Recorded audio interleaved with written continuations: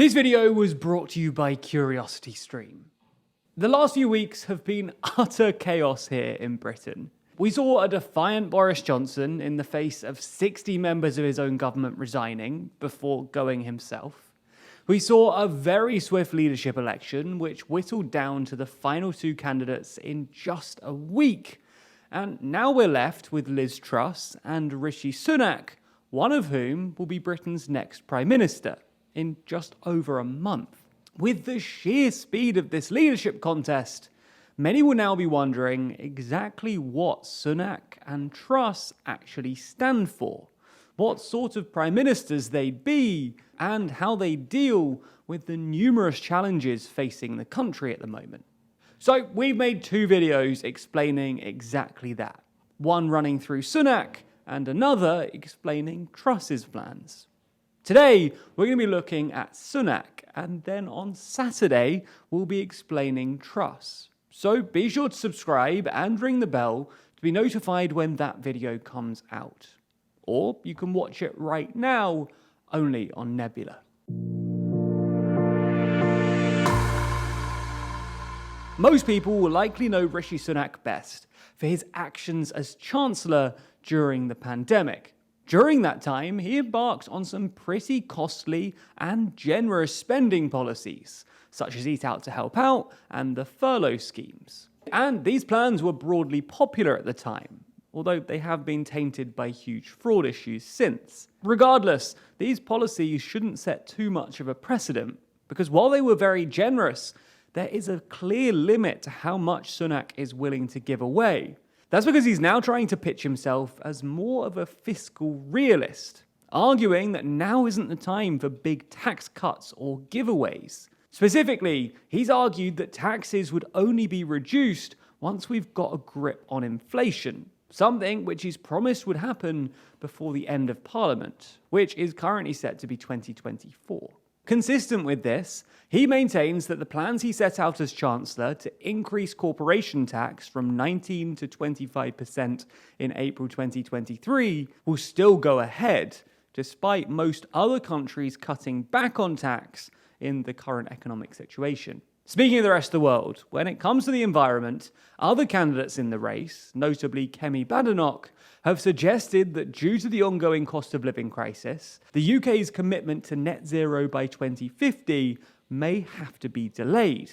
However, Sunak has stood firm on the net zero target, although he did outline a number of other policies aimed at simultaneously reducing environmental damage while also reducing household costs. One such policy was to re-establish a separate department for energy and to create a new energy security committee, whose job it would be to cut future bills. This would undoubtedly be helped by a separate Sunak commitment to introduce a legal target to make Britain energy self-sufficient by 2045. That's because, in essence, a lot of the current energy price hikes can be blamed on the lack of availability of Russian gas following their invasion of Ukraine, and the subsequent sanctions that have been placed on Russia.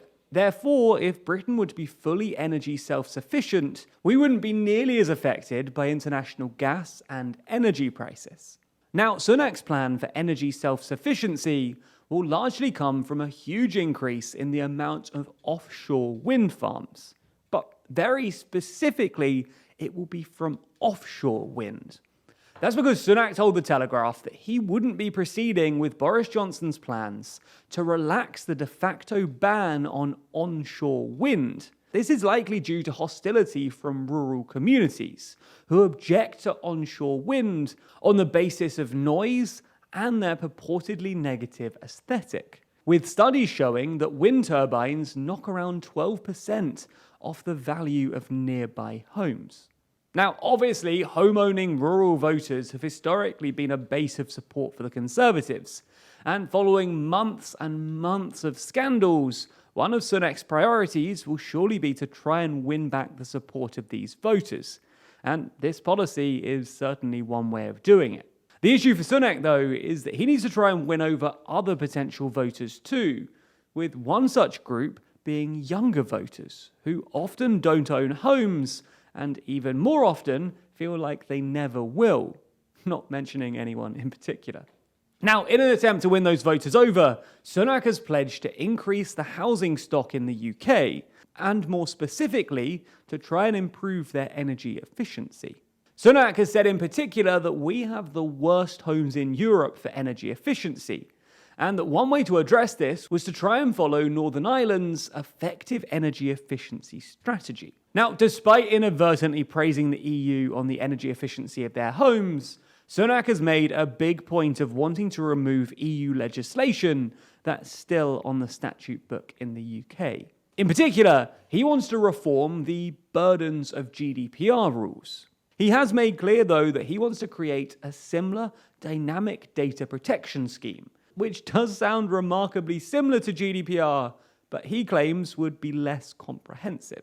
Now, while this is a piece of legislation that Sunak wants to water down, he has made it clear that he wants to crack down on crime, and as such, he needs to shore up certain legislation. For example, he wants to create a new offence for facilitating abuse by grooming gangs, as well as another for taking pictures down women's tops, as well as extending prison sentences for criminals who refuse to attend court. He's also stated that he wouldn't reverse the government's controversial policy to deport asylum seekers who cross the English Channel to Rwanda.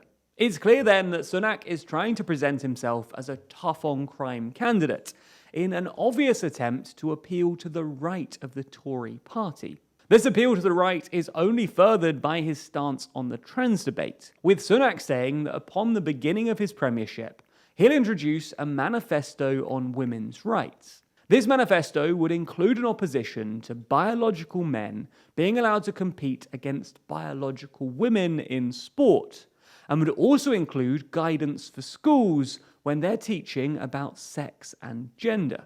And his appeal to the right of the party doesn't stop here either. In a further appeal to the culture-war-y right, Sunak has also claimed that in the future he'd like to scrap the BBC licence fee. So in summary, it seems that Rishi Sunak has a broad range of policies which appeal to different wings of the party. And while he might seem like a slick, modern politician, he's not above engaging in culture war issues. And while he was one of the key instigators of the coup against Boris Johnson, he has committed to maintaining a number of the most important, and in some cases most controversial, Boris Johnson policies. Ultimately, though, he's still got to fight off against Liz Truss, who's currently outperforming him in polling. So we'll see what she's planning to do in a separate video on Saturday. Or if you'd like to watch that video right now, then you can go over to Nebula, the streaming service we helped build with our creator friends, and where you can find exclusive TLDR videos like all of these, as well as all of our videos ad-free. Now, how much would you pay for exclusive videos and ad-free viewing? Well, how about £1 a month? No, really, that's the price. And that's because we've done a deal with CuriosityStream. So if you sign up to their superb service, where you'll find tons of high-quality documentaries, you'll also get Nebula, our streaming service, included absolutely free. That means that if you sign up using our link, you'll get both streaming services for about £1 a month. That's a crazy good deal. Anyway, support the channel and use the link in the description to get both services and all the TLDR you could want. Thanks for your support.